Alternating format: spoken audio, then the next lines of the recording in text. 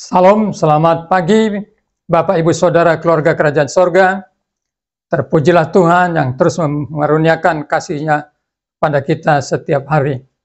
Bapak Ibu Saudara yang dikasihi Tuhan, kita telah diajar tentang korban bakaran dan korban sajian di dalam Imamat 1 dan Imamat 2. Maka pada pagi hari ini Tuhan akan mengajar kita tentang korban yang ketiga dari Imamat pasal 3 yang berbicara korban keselamatan.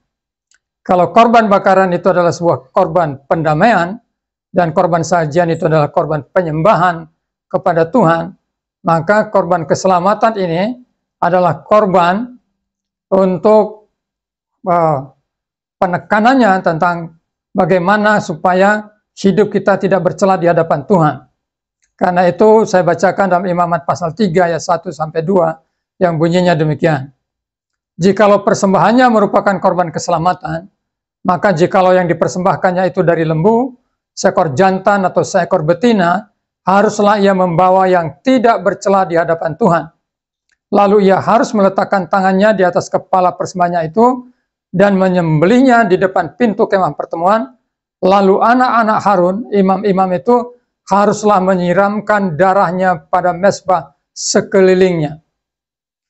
Nah, jadi di dalam korban keselamatan, di sini kita membaca bagaimana supaya korban itu, apakah itu seekor lembu jantan, atau seekor betina, atau seekor domba, itu disembelih, kemudian darahnya itu disiramkan kepada mezbah di sekelilingnya.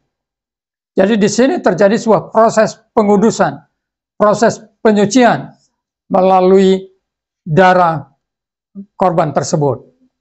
Nah, di dalam perjanjian baru firman Tuhan berkata seperti ini. Dalam 1 Petrus 1 ayat 18 sampai 19. Sebab kamu tahu bahwa kamu telah ditebus dari cara hidup yang sia-sia, yang kamu warisi dari nenek moyangmu itu, bukan dengan barang yang fana, bukan pula dengan perak atau emas, melainkan darah yang mahal, yaitu darah Kristus, yang sama seperti darah anak domba, yang tak bernoda dan tak bercacat.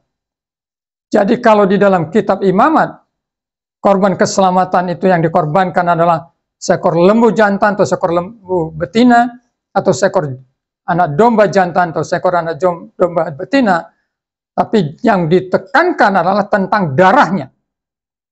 Supaya umat yang membawa persembahan itu disucikan, dikuduskan, berkenan di hadapan Tuhan.